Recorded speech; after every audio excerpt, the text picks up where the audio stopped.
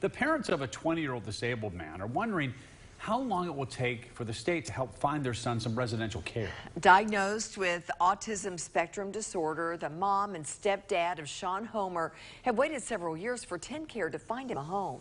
As the parents told WATE 6 on Your Side's Don Dare, they are no longer able to care for him at their home.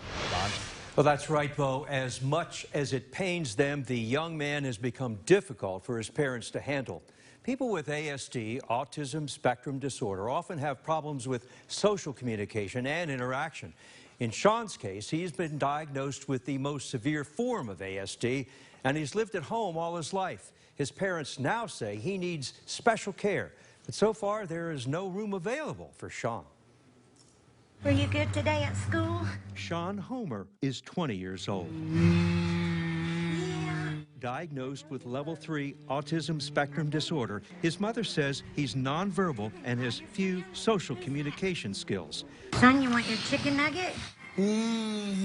He's lived at home all his life, but at 6'4", 250 pounds, he's become too much to handle alone.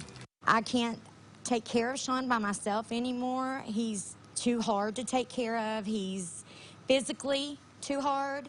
He has violent outbursts. And anything could trigger it. Freddie Smith is Sean's stepfather. He and his wife have been fighting to get Sean into a state-approved residential home. He's severely autistic. In fact, the Social Security doctors said he was the most extreme handicap, severe autism they'd ever seen.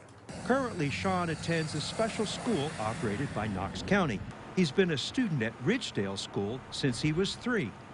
This letter from TennCare, January of this year, states Sean is eligible for residential treatment. The family has received statements like this one before. He's been on the waiting list for residential care since he was 16 and on the emergency list since he was 18, and they prioritized him on the emergency list at the top June 1st of last year. The Smiths worry about Sean. He injures himself. These are bite marks on his arms.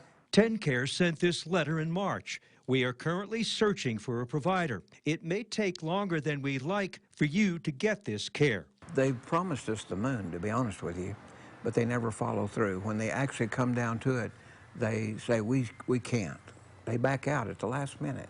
Well, they have houses for them. There's a place in Jackson, there's a place in Memphis that deals with Class 8, and we had him there. There was a man that owns 2 houses there that was going to take he said, we'll take his referral.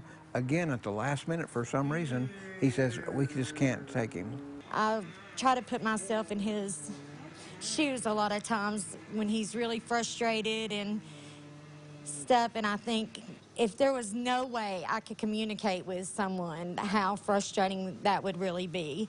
The state has state-funded places for Sean. They're homes, and they're overseen by people that are trained to take care of kids like Sean. In an email sent today, TennCare tells 6 on Your Side, Sean's health plan continues to search for an appropriate placement.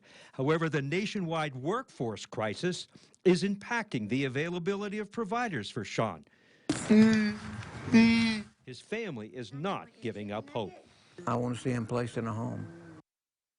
So how many beds are available? TennCare tells us that presently there are 4 providers in each region of the state that care for adults like Sean. Both the residential provider and family have to agree on the placement, taking into account the location and potential roommates at the home. One final consideration, the provider has to be able to staff any new placements.